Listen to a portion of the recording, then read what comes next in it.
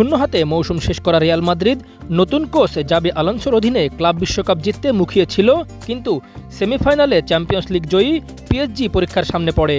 ওই পরীক্ষায় একেবারেই বাজেভাবে হেরেছে লস ব্লাঙ্কোসরা। স্প্যানিশ জায়ান্টদের ৪-০ গোলে উড়িয়ে ক্লাব বিশ্বকাপের ফাইনালে উঠেছে লুইস এনরিকের পিএসজি। মেটলাইফ স্টেডিয়ামে ২৪ মিনিটের মধ্যে ৩ গোল দিয়ে ম্যাচের নিয়ন্ত্রণ নিয়ে নেয় লা প্যারিসিয়ানরা। ৬ মিনিট, ৯ মিনিট ও ২৪ মিনিটের পরপর ৩ গোল দেওয়ায় জয় এক প্রকার নিশ্চিত হয়ে যায়। স্প্যানিশ মিডফিল্ডার ফ্যাবিয়ান রুইজ প্রথম ও তৃতীয় গোলটি করেন। এর মাঝে ৯০ মিনিটে দ্বিতীয় গোল করেন উসমান ডেম্বেলে। এদিন ম্যাচের শুরুতেই রিয়ালের রক্ষণভাগ তছনছ করে ম্যাচের নিয়ন্ত্রণ পুরোপুরি হাতে নেয় লা প্যারিসিয়ানরা। বদলি নামা গঞ্জালো রামোস ম্যাচের শেষ দিকে অর্থাৎ ২৭ মিনিটে রিয়ালের জালে গোলের হালি পূর্ণ করেন। আলোনসোর কৌশলে ম্যাচে রিয়াল যেন পুরোপুরি বোতলবন্দি ছিল। ভিনিসিয়াস জুনিয়রকে তিনি রাইট উইংয়ে খেলান। ওই পজিশনে ব্রাজিলিয়ান উইঙ্গার গোলে শট নিতে পারেননি, সুযোগও তৈরি করতে পারেননি।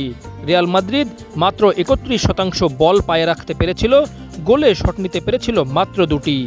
আগামী রবিবার রাত ১টায় ব্রাজিলের ক্লাব ফ্লুমিনেন্সকে হারিয়ে ফাইনালে ওঠা চেলসির বিরুদ্ধে শিরোপা নির্ধারণী ম্যাচে মুখোমুখি হবে ফরাসি জায়ান্টরা।